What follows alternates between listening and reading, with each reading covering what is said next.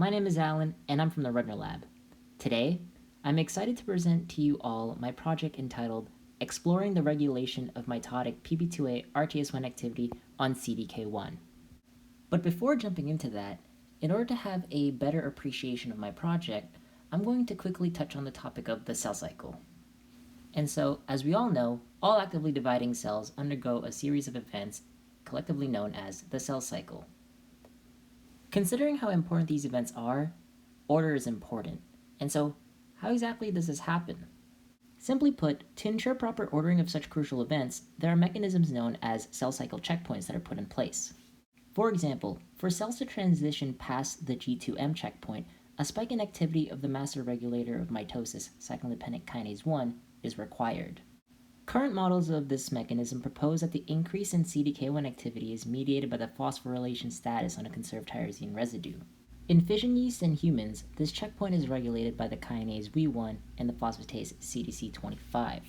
Interestingly, this mechanism is also conserved in budding yeast, but not exactly. You see, when you delete Cdk25 in fission yeast, this mutation is lethal. However, when you delete MIH1, the budding yeast homologue of Cdk25, they seem to be completely fine. But why is that? Based on past work published by the Rudner Lab in 2015, we identified the presence of two other redundant phosphatases, the first being PTP1 and the second being PP2A. In this paper, we demonstrated that in the absence of either PTP1 or PP2A, there's an increase in tyrosine phosphorylation. Subsequently, after purifying PTP1, we also showed that the presence of the protein lowered tyrosine phosphorylation directly in vitro. However, what we weren't able to determine was if PP2A acted directly on Cdk1 or if it regulates Cdk1 indirectly through other phosphatases.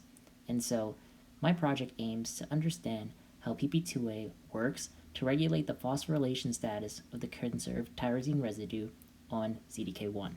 Considering how much I've talked about PP2A and how relevant it is to my project, let's slow down a bit and talk about some background information about PP2A. PP2A exists as a heteroatomeric complex. In particular, it has two B-type subunits, RTS1 or CDC55. And specifically for my project, I will be only focusing on the RTS1 subunit.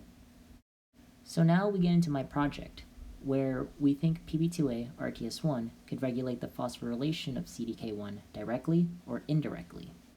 To answer this question, it is noteworthy to know that the in vivo substrates of PP2A-RTS1 are only phosphorylated at serine and threonine residues. Thus, this strongly unfavors the direct approach. However, interestingly, previously published work has shown that when PP2A-RTS1 is incubated with PTPA, it can in fact acquire phosphotyrosine specificity. Thus, PTPA rightfully stands for phosphotyrosyl phosphatase activator. In budding yeast, PTPA is encoded by RRD1 and RRD2. Provided that PTPA can give PP2A-RTS1 phosphotyrosine specificity, perhaps the same can be observed using RRD1 and RRD2 in vivo. And therefore, my project has evolved in seeing how RRD1 and RRD2 can affect the mitotic activity of PP2A-RTS1 on Cdk1. Finally, starting with some results, we have shown that tyrosine phosphorylation of Cdk1 is increased upon the deletion of RRD1 and RRD2. On the screen, I am showing a Western blot of cell extracts from different mutants using an antibody specific to Y19 phosphorylation. And as I've already mentioned, we see that there is an increase in levels of Cdk1 phosphorylation when we delete RRD1 and RRD2. And thus, this suggests that RRD1 and RRD2 play a role in activating mitotic Cdk1 activity. From here, it became obvious that I needed to delete both RRD1 and RRD2. However, it's important to note that RRD1 and RRD2 delete is lethal. And so, how do we test this? To solve this, I tagged RRD2 with AID, which essentially allows me to tag any protein and allowing for quick degradation of that protein with no short-term consequences. Utilizing this tag, I was then able to combine it with other phosphatases and kinases.